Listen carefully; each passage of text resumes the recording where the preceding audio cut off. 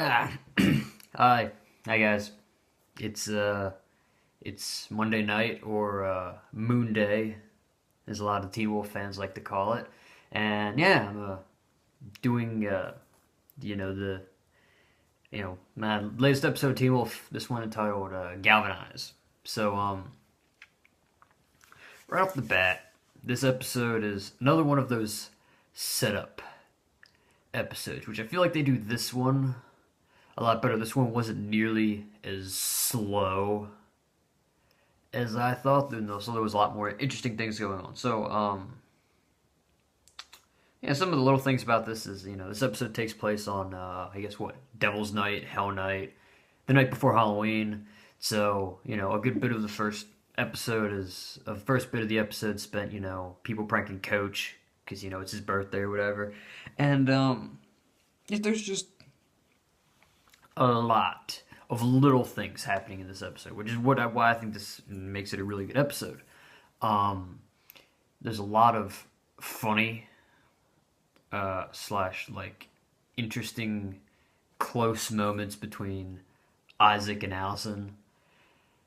There's some moments between basically all of the couples of the season kind of have moments. There's moments with Scott and Kira, as I said, Allison and Isaac, and Lydia and Styles. Well, even though they're not really a couple, but whatever.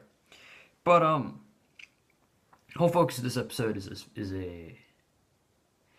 about a serial killer who bombed a school bus.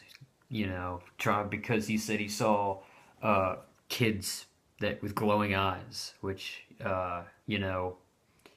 is very, werewolfy because, all their eyes glow. So I just thought that, and he escapes, and for whatever reason, he's out to kill. Yeah, I'm not gonna say who. He's out to kill everybody. So that's like the major focus of the episode is, trying to find this guy. We see a lot of other things happening throughout the course of the episode. Lydia's hearing a buzzing of flies, which is explained at one point in the episode. Again, I'm not going to go into spoilers too much. I don't want to spoil the episode because, I know you guys probably want to watch it. Another big thing is that I guess the twins, Ethan and Aiden, decide they're going to go back to high school because they need a pack. They asked Scott if they could join his pack because he's an alpha, but he said no because he doesn't trust him. I don't blame him too much, for they had a part in killing Boyd, so that's a big thing. So it's they're betas now, so they need an alpha, and boom. So there's that. There's kind of that the obligatory early season dinner that Scott usually has happens in this episode, where he ends up at Allison's the first two seasons, and then now he's at Kira's, and he ends up having supper there, and it's interesting. The episode ends with a cliffhanger, introducing the demon spirits, who I guess are supposed to be the main bad guys, the big bad of the season, as Jeff Davis put the showrunner. And all in all, it was just I thought it was a good episode. It's everybody's trying to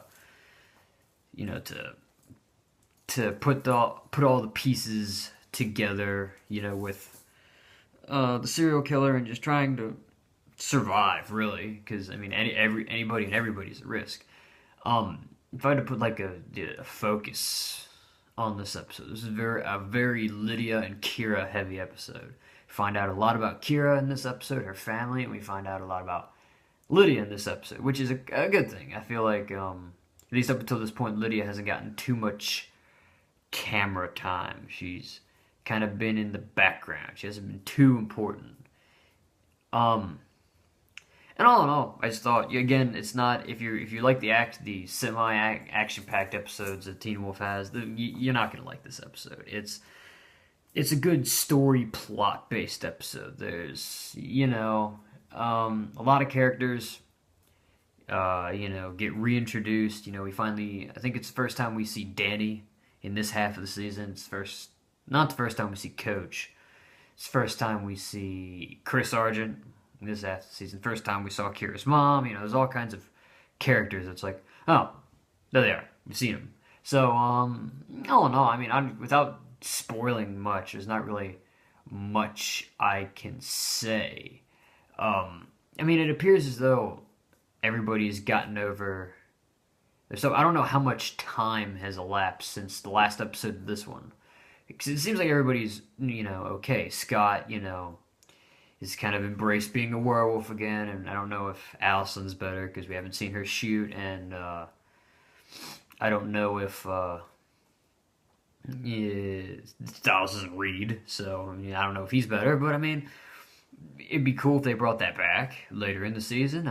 I just want to see where this show goes. Like after each episode, I want more, and so it's really hard for me to wait a week for the next episode. This is probably again, if you've never watched Teen Wolf and for whatever reason you're like, I'm gonna check out this review. This is not a good episode for you to start watching Teen Wolf at, because you will feel that your first impression of the show is true, which is a lot of people I see. They're like, oh, it's a teen drama and a supernatural drama just kind of mashed together. Honestly, that's not the case. It's a supernatural werewolf show. It just so happens that most of the characters happen to be in high school.